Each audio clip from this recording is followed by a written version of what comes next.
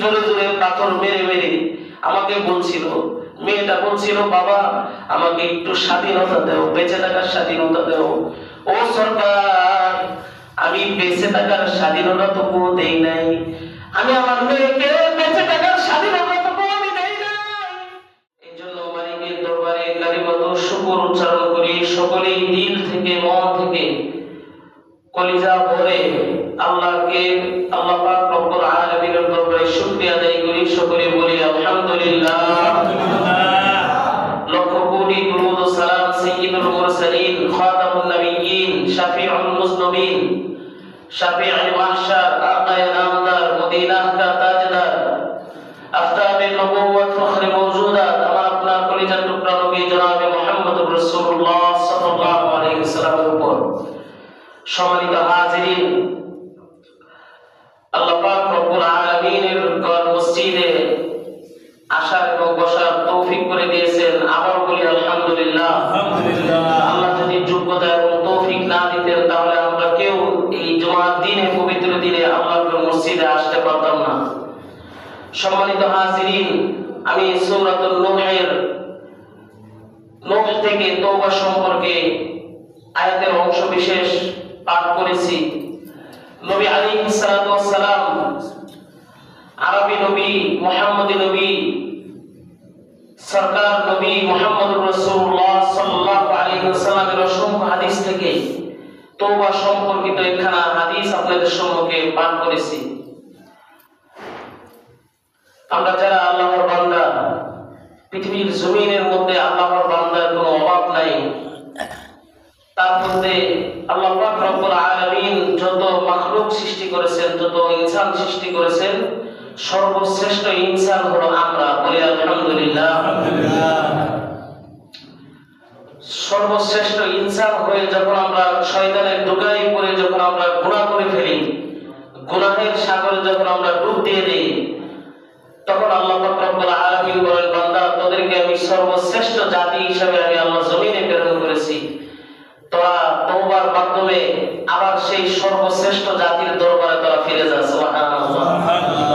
এই জন্য আল্লাহ পাক রব্বুল আলামিন কুরআনে বহু জায়গায় বলতেছে, আল্লাহ তাআলা বলেন, ওয়া হুয়াল্লাযী ইয়াকবালুত তাওবাতা আন ইবাদিহি ওয়া ইয়াফু আনিস সাইয়্যাত। আল্লাহ পাক রব্বুল আলামিন বলেন, তিনি তার বান্দাদের পক্ষ থেকে তওবা কবুল করেন এবং তাদের গুনাহসমূহকে ক্ষমা করে দেন। সুবহানাল্লাহ। আল্লাহ পাক রব্বুল আলামিন অন্য আয়াতে বলেন, ওয়া তুবু ইলাল্লাহি জামিআন আইয়ুহাল মুমিনুনা লাআল্লাকুম তুফলিহুন। আল্লাহ পাক রব্বুল আলামিন বলেন, হে মুমিন বলেরা, তোমরা সবাই আল্লাহর কাছে তওবা করো যাতে তোমরা সফল হতে পারো। এই আয়াতের দ্বারা বোঝা যায় যে তওবা করলে মানুষ সফলতার উচ্চ শিখরে পৌঁছে যায়। সুবহানাল্লাহ। আল্লাহ পাক রব্বুল আলামিন বলেন, ইয়া আইয়ুহাল্লাযীনা আমানু তুবু ইলাল্লাহি তাওবাতান নাসুহা। আল্লাহ পাক রব্বুল আলামিন বলেন, হে মুমিনগণ, তোমরা আল্লাহর কাছে আন্তরিকতার সাথে তওবা করো। যখন কোন গুনাহের কাজ করে ফেলো, সাথে সাথে তুমি তওবা করে ফেলো। সুবহানাল্লাহ। তওবা করার মাধ্যম শিখাইতেছে নবী আলাইহিস সালাতু ওয়াস সালাম। হাদিস শরীফের মধ্যে বলেন, ইম্পর্টেন্ট একটা হাদিস, নবী আলাইহিস সালাতু ওয়াস সালাম বলেন যে তওবার দরজা বিশাল বড়। কেমন বড়? নবী আলাইহিস সালাতু ওয়াস সালাম বলেন যে ইন্না লিত-তাওবাতি বাবান মাসিরাতুহু 70 সানা লা ইউগলাকু হাত্তা তাতলুবু আশ-শামসু মিন মাগরিবিহা। মহানবী সাল্লাল্লাহু আলাইহি সাল্লাম বলেন যে তওবার একটি দরজা আছে যার প্রশস্ত হলো 70 বছরের রাস্তা। সুবহানাল্লাহ। তওবার দরজা আছে, সেটা এত বড়, লম্বা, প্রশস্ত যে 70 বছরের রাস্তা। এটা সূর্য পশ্চিম দিক থেকে উদয় হওয়ার আগ পর্যন্ত তা বন্ধ হবে না। সূর্য তো এখন বর্তমান কোন দিক থেকে উঠতেছে? পূর্ব দিক থেকে উঠতেছে। যে সূর্য যতক্ষণ পর্যন্ত পশ্চিম দিক থেকে না উঠবে ততদিন পর্যন্ত বান্দার তওবা আল্লাহ তাআলা কবুল করবেন। সুবহানাল্লাহ। এই জন্য আল্লাহ পাক রব্বুল আলামিন বলেন ফাকুল তুস্তাগফিরু রাব্বাকুম ইন্নাহু কানা গফফারা ইউরসিলিস সামাআ আলাইকুম মিদরারা ওয়া ইউমদিদুকুম বিআমওয়ালিন ওয়া বানিন ওয়া ইয়াজআল লাকুম জান্নাতিন ওয়া ইয়াজআল লাকুম আনহারা। আল্লাহ পাক রব্বুল আলামিন বলেন বান্দা তুই তওবা কর, আমি আল্লাহ তাআলা গফফার মালিকের কাছে তওবা কর। কি জন্য তওবা করবি? কারণ তুই গুনাহের কারণে তোর মুসিবত তুই টাইনা আনছস, গুনাহের কারণে তোর মুসিবত শুরু হয়ে গেছে। আমি আল্লাহ তাআলার কাছে তওবা কর। তওবা করলে আমি আল্লাহ তাআলা আসমান থেকে তোদের জন্য রিজিক পাঠিয়ে দিব। সুবহানাল্লাহ। শুনো, আসমান থেকে রিজিক পাঠাবো তাই না? আমি আল্লাহ পাক রব্বুল আলামিন আসমান থেকে বৃষ্টি বর্ষণ করব। ওয়া ইউমদিদুকুম বিআমওয়ালিন ওয়া বানিন। আমি আল্লাহ তাআলা শুধু বৃষ্টি বর্ষণ করব তাই নয়, আমি আল্লাহ তাআলা তোর তওবার বরকতে তোকে সন্তান দিয়া আমি আল্লাহ তাআলা তোকে সাহায্য করব। সুবহানাল্লাহ। আমি আমার বাড়িয়ে দিব, আমি ছেলে সন্তান বাড়িয়ে দিব তওবার মাধ্যমে। আল্লাহ পাক রব্বুল আলামিন আয়াতের শেষে বলেন ফাকুল তুস্তাগফিরু রাব্বাকুম ইন্নাহু কানা গফফারা ইউরসিলিস সামাআ আলাইকুম মিদরারা ওয়া ইউমদিদুকুম বিআমওয়াল। আমি আওলাদ দিয়ে সাহায্য করব, বিআমওয়ালিন ওয়া বানিন ওয়া ইয়াজআল লাকুম জান্নাত ওয়া ইয়াজআল লাকুম জান্নাতিন ওয়া ইয়াজআল লাকুম আনহারা।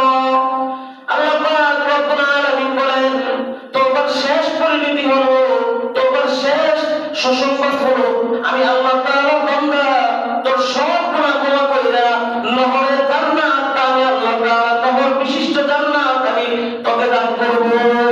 সুবহানাল্লাহ।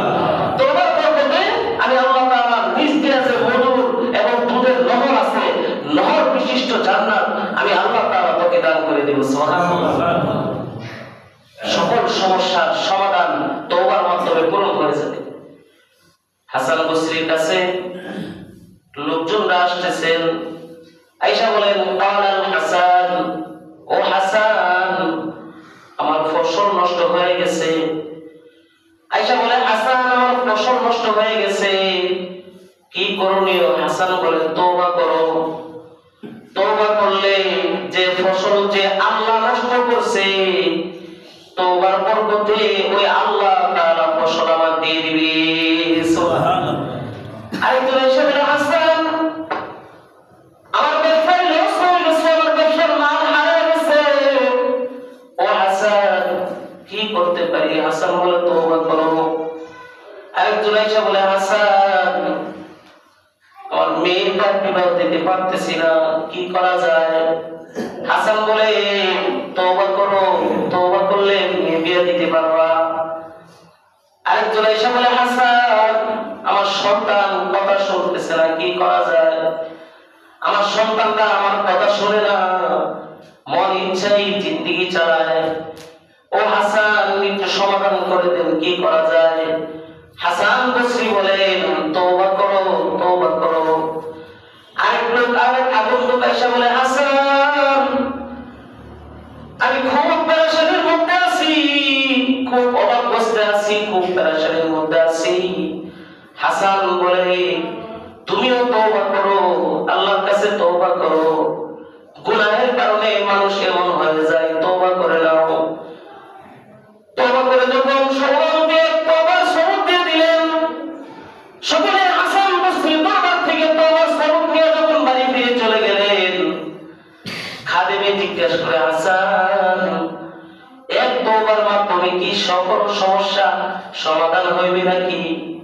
ও হাসান লোকজনগুলা এক একজন এক এক সমস্যা নিয়ে আছে, সকলকে এক তওবার সবক দিয়ে দিলেন, এক তওবার মাধ্যমে নাকি সকলের সমস্যা সমাধান হবে? হ্যাঁ, হাসান বসরি বলেন হ্যাঁ সমাধান হবে। কারণ আল্লাহ বলেন ফাকুল তুস্তাগফিরু রাব্বাকুম ইন্নাহু কানা গফফারা। আল্লাহ তো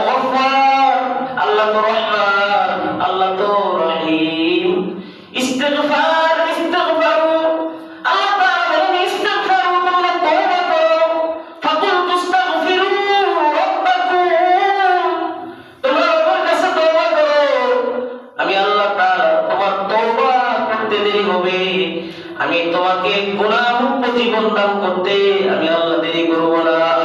সুবহানাল্লাহ। তওবার মাধ্যমে সবকিছু সমাধান।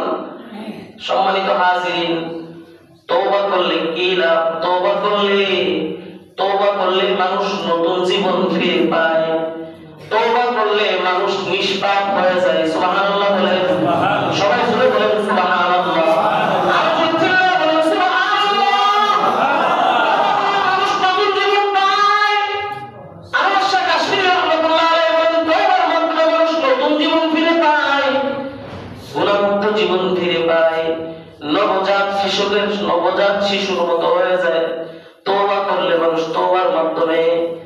আজকে যে আবু সরকার, এই আবু যদি তওবা করতো এবং গাদ্দারি না করতো, শয়তানের মতো যদি গাদ্দারি না করতো, গাদ বাঁকা না করতো, তাহলে আবুল্লাহ তওবাও আল্লাহ কবুল করতো। ঠিক না? যদি গাদ্দারি না করতো, আল্লাহ পাক রব্বুল আলামিন এই পৃথিবীর জমিনের ইতিহাসের মধ্যে কত এরকম জালেমকে ক্ষমা করে দিয়েছে, তওবার মাধ্যমে ক্ষমা করছে। ফেরাউন নিজেকে খোদা দাবি করত। এখন যখন খোদা দাবি করতেছে, ফেরাউনের কওমের লোকেরা এসে বলে, ও খোদা, তুমি তো নিজের খোদা দাবি করছো, এখন তো বৃষ্টি বন্ধ হয়ে গেছে, নীল নদের পানি শুকিয়ে গেছে, এখন তুমি যেহেতু খোদা, তুমি নীল নদের পানি আমাদেরকে দিয়ে দাও। ফেরাউনের 14 গোষ্ঠী নীল নদের পানি দিতে পারবো? জোরে বলেন না কেন? ফেরাউনের 14 গোষ্ঠী মিলে নীল নদের পানি কি দিতে পারবে? শুকিয়ে গেছে, নীল নদের পানি কে দিবে?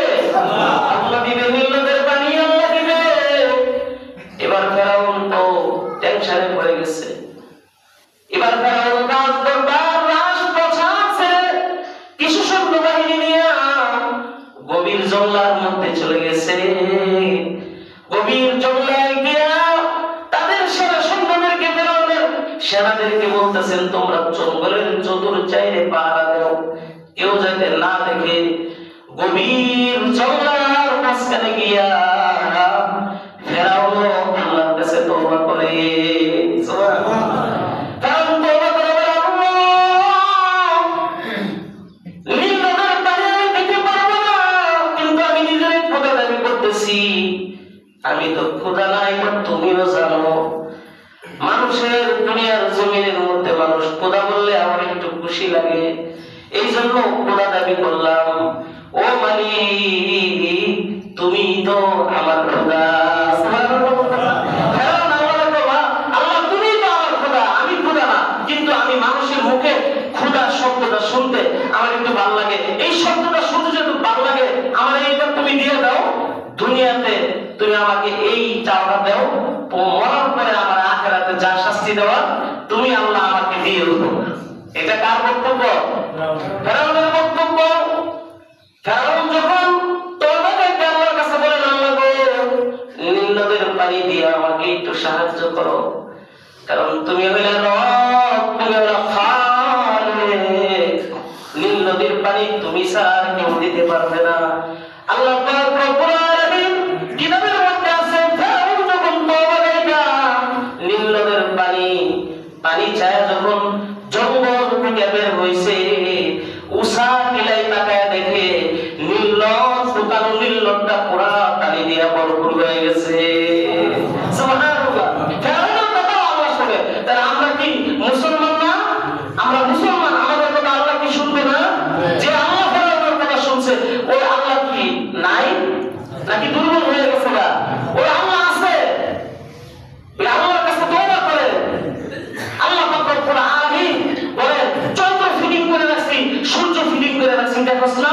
চন্দ্র সূর্য দিয়ে তোদেরকে আমি পুরো পৃথিবী আলোকিত করি, এবং চন্দ্র দিয়ে তোদেরকে আমি ডিম লাইট হিসাবে তোদেরকে আমি রাত্রে ডিম লাইট ব্যবহার করে রাখছি। আমাকে দেখোস না? মরার পরে আমি আল্লাহ তাআলা তোদেরকে আবার উঠাবো, এই মৃত্যুর আগে আগে কালিমা পড়ে মুসলমান হয়ে যা। সুবহানাল্লাহ বলেন। আল্লাহ নিজে বলতেছেন, মৃত্যুর আগে আগে প্রকৃত ঈমানদার হয়ে যাবে তওবার মাধ্যমে। সম্মানিত হাজিরিন, তওবা প্রতি একটা জিনিস, তওবা করলে মানুষের জীবন, সুন্দর জীবন ফিরে আসে। কত জালেমকে আল্লাহ তাআলা ক্ষমা করে দিয়েছেন, কত জালেমকে আল্লাহ তাআলা মাফ করে দিয়েছেন তওবার বরকতে। এক জালেম আল্লাহকে কটূক্তি করেছে, কটূক্তি করার পরে এই জালেম রাত্রে ঘুমানোর আগে তার ভিতরে ভয় চলে আসছে, গভীর রাত্রে তওবা করছে, তওবা কইরা তখন সে ঘুমায় গেছে। আল্লাহ তাআলা বলেন, বান্দারে তুই আমারে গালি দিছিলি, এই লোকদের সামনে আমাকে অপমান করছিলি, আমি আল্লাহ তাআলা রাগ করি নাই, কিন্তু যখন তুই রাত্রে তওবা করছস আমি আল্লাহ তাআলা তোর তওবার বরকতে তোর নামটা আমি জান্নাতের গেটের মধ্যে লিখে রাখছি। সুবহানাল্লাহ। আমি আল্লাহ তাআলা তওবার বরকতে খুশি হয়ে জান্নাতের নামটা লিখে রাখছি। বান্দাকে আল্লাহ তাআলা স্বপ্নের মাধ্যমে সুসংবাদ দিতেছে। সম্মানিত হাজিরিন, আমাদের প্রচুর গুনাহ, ডাইনে গুনাহ, বামে গুনাহ, সামনে গুনাহ, পিছনে গুনাহ, মাথার উপরে গুনাহ, নিচে গুনাহ, এমনকি পকেটের ভিতরেও গুনাহ। নাউজুবিল্লাহ বলতেন না? এই বুড়া বুড়া লোকগুলা এন্ড্রয়েড সেট চালা ভিডিও দেখে এই বুড়া বুড়া তাদের একবার কবরে চলে গেছে, এরাও এখন চায়ের দোকানে বসে সিনেমা দেখে। নাউজুবিল্লাহ বলেন না? দিকে আমরা মোটামুটি কিছু বলি যে ভাই সিনেমা, আঙ্কেল দাদা যারা কাকা সিনেমাটা দেখেন কেন, আপনি তো বয়স হয়ে গেছে, আপনি এবার বন্দি করেন। হুজুর সময় কাটে না, ওরা বয়সে এসে বলে হুজুর সময় কাটে না, এই জন্য টিভি দেখতেছি। টিভি দেখা হারাম নাকি জায়েজ? হারাম। আপনারা বলেন, আমি বলবো না, হারাম না জায়েজ? টিভি দেখা গুনার কাজ নাকি সবের কাজ? মানুষকে গালি দেওয়া গুনার কাজ নাকি সবের কাজ? এই যে ঘন্টায় ঘন্টায় সেকেন্ডে সেকেন্ডে কি অসভ্য গালিগালাজ করে একজন আরেকজনকে, এই সমস্ত যারা এই মুখের অসভ্য ভাষাগুলা, এগুলো আজকে থেকে তওবা করে নেন। আল্লাহ আমি আর জিন্দেগিতে যা করছি, আল্লাহ গো আজকে মসজিদ থেকে ক্ষমা চাইতেছি, আল্লাহ তুমি আমাকে মাফ করে দাও। নবী আলাইহিস সালাতু ওয়াস সালামের দরবারে এসে বলেন, কঠিন কঠিন রোগী গেছেন কঠিন ডাক্তারের কাছে। নবীর কাছে গিয়ে বলে, সরকার আমার সংসারের মধ্যে বিপদ চলে আসছে। নবী বলেন, তওবা করো। আরেক আগন্তুক এসে আরেক সাহাবী এসে বলে, সরকার আমি অভাবগ্রস্ত হয়ে গেছি, আমি কোনো দিক নির্দেশনা পাচ্ছি না। নবী বলেন, তওবা করো। আরেকজন এসে বলে, হুজুর আমি সমস্যায় আছি। নবী আলাইহিস সালাতু ওয়াস সালাম বলেন, তওবা করো। আরেক জালেম রাহমাতুল লিল আলামিনের কাছে এসে বলেন, নবী গো ও সরকার মাওলা মনে হয় আমাকে ক্ষমা করবে না। নবী বলেন, কেন ক্ষমা করবে না, কি হয়েছে তোমার? জালেম ডাক দিয়ে বলে, সরকার গো আমি যে কন্যা সন্তান হয়েছে এরকম বহু কন্যা সন্তান আমি মাটির মধ্যে পুঁতে রাখতাম, জিন্দা পুঁতে রাখতাম। নাউজুবিল্লাহ বলবেন না? আমার যত সন্তান আছে কন্যা সন্তান, সব কন্যা সন্তানকে আমি জালেম সবগুলোকে মাটির মধ্যে জিন্দা পুঁতে রাখতাম। আমি একবার ব্যবসায়ের জন্য সফরে চলে গেলাম। ও সরকার গো আমি ব্যবসার জন্য সফরে চলে গেছিলাম। সফর থেকে আইসা দেখি একটা মেয়ে একটু বড় হয়ে গেছে, এখন সে আব্বু আব্বু বলে বলে ডাকতে পারে, এক গ্লাস পানি আগায় দিতে পারে। সে সন্তানটা বড় হয়ে গেছে, আমার মেয়েটা দেখি আব্বু বলে ডাকে। সরকার গো আমি কেমন জালেম, আমি আমার মেয়েটাকে হাত ধরে খেলার বাহানা দিয়ে আমি মরুভূমির প্রান্তরে নিয়ে গেছিলাম। মরুভূমির প্রান্তরে পাহাড়ি এলাকায় গিয়ে আমি গর্ত করতেছিলাম। সরকার গো গর্ত করতে গেছিলাম যখন আমার মুখ দিয়ে দাম বায়া বায়া পড়তেছে। মেয়েটা আমাকে ডাক দিয়ে বলে, আপু কেন এত গর্ত করতেছো, তোমার তো গাম বের হয়ে যাইতেছে বাবা। আমার মেয়ের কাপড়ের আঁচল দিয়ে আমার কাপড়ের আঁচল দিয়ে কান মুছে দিতেছিল। সরকার গো দাড়িগুলোর ময়লাগুলো সাফ করে দিতেছিল। আমি কেমন বাবা কেমন পেশান, আমি এই মেয়েটার এত সুন্দর কত ব্যবহার দেখেও আমি আমার আসাম জালেমের হৃদয়টা গলে নাই। আমি গর্ত বানাইয়া সরকার আমি আমার ওরসের মেয়েটাকে আব্বু বলে ডাকে আম্মু বলে ডাক দিত। এই ওরসের মেয়েটাকে আমি গর্ত বানাইয়া এই গর্তের মধ্যে আমি বাবাকে মাকে ডাকে বলে, মারে আরে দেখা যা কি সুন্দর গর্ত। আমি আমার আমার মাটাকে খেলার বাহানা দিয়া খেলার থেকে গর্তের সামনে আইনা আমি জালেম বাবা আমার মেয়েটাকে জল্লাদের হাত বসাইয়া আমি আমার মেয়েটাকে গর্তের ভিতরে ফেলাই দিছিলাম।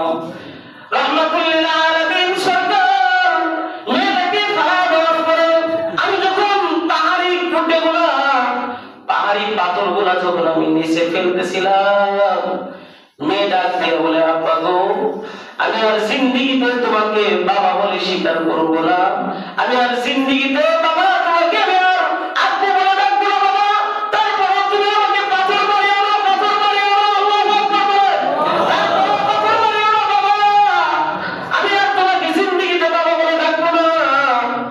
ও সরকার আমার পাথরের হৃদয়টা তখনও বলে নাই, আমি জোরে জোরে পাথর মেরে মেরে আমাকে বলছিল, মেয়েটা বলছিল বাবা আমাকে একটু স্বাধীনতা দাও, বেঁচে থাকার স্বাধীনতা দাও।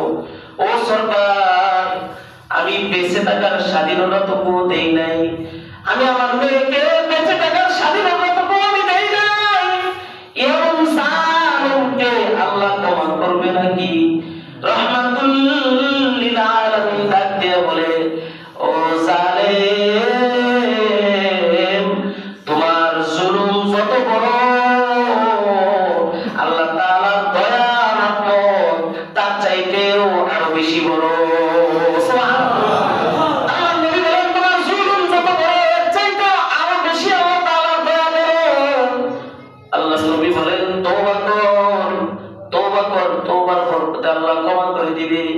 ও কাতুলি ভাইরা, ও যুবক বাবারা, ও বৃদ্ধ বাবারা, ও যুবক ভাইরা, আল্লাহ পাক রব্বুল আলামিনের কাছে আজকেই তওবা করুন। লেপের তলের মধ্যে দুই কাপ রাত্রে 12টার পরে দামি ফোন নিয়ে যত ছবি দেখছেন, যত করে করছেন, আজকে তওবা করেন, আজকে তওবা করেন। আল্লাহর কাছে বলেন আল্লাহ গো এরকম ছবি আর দেখবো না, এরকম ফিল্ম আর দেখবো না। বর্তমানে যুবকের অভ্যাস কি পরিমাণ ভদ্র অভদ্র হয়েছে, রাত্রে বেলায় না ঘুমাইয়া সিরিয়াল দেখে, নাটক দেখে, নটক সিনেমা দেখে, দেখে দেখে চেহারাগুলো নষ্ট করে। অথচ আগের কালের মুরব্বীরা 100 বছর বাইসা থাকতো, আর এখনের যুবকেরা 30 বছর হওয়ার আগেই কয় মাজায় ব্যথা করে। ঠিক কিনা বলেন? 30 বছর হওয়ার আগে বলে মাথা ব্যথা করে, 30 বছর না হইতে চোখে দেখে না, 40 বছর হওয়ার আগে মাথা কেমন জানি ঘোরায়। ও যুবক ভাইরা রাত্রেবেলা আল্লাহর নবী যে সুন্নত তরিকায় ঘুমানোর সময় দিয়েছেন, অল্প সময়ের মধ্যে ঘুমায় যাইবেন এবং সকালে ভোরবেলা উঠবেন। আমাদের অভ্যাস হলো আমরা রাত্রে 2টা বা 3টার দিকে ঘুমাই, আর আমাদের সকাল হয় 12টা বাজে। নাউজুবিল্লাহ বলেন না? আমাদের সকাল হয় 12টা বাজে, আর আগের কালের মুরব্বীদের সকাল হইতো 5টা বাজে। ঠিক কিনা? আগের কালের জামানার মুরব্বীদের সকাল হইতো আযান দিতে। আল্লাহ পাক রব্বুল আলামিন বলেন এই রকম তোমরা মুসলমান হয়ে করতেছো, খাঁটি নবীর উম্মত হয়ে করতেছো, এগুলো থেকে আমি আল্লাহর কাছে তওবা করো, আমি আল্লাহ পাক রব্বুল আলামিন তওবার বরকতে আমি আল্লাহ সব মাফ করে দিব। সুবহানাল্লাহ।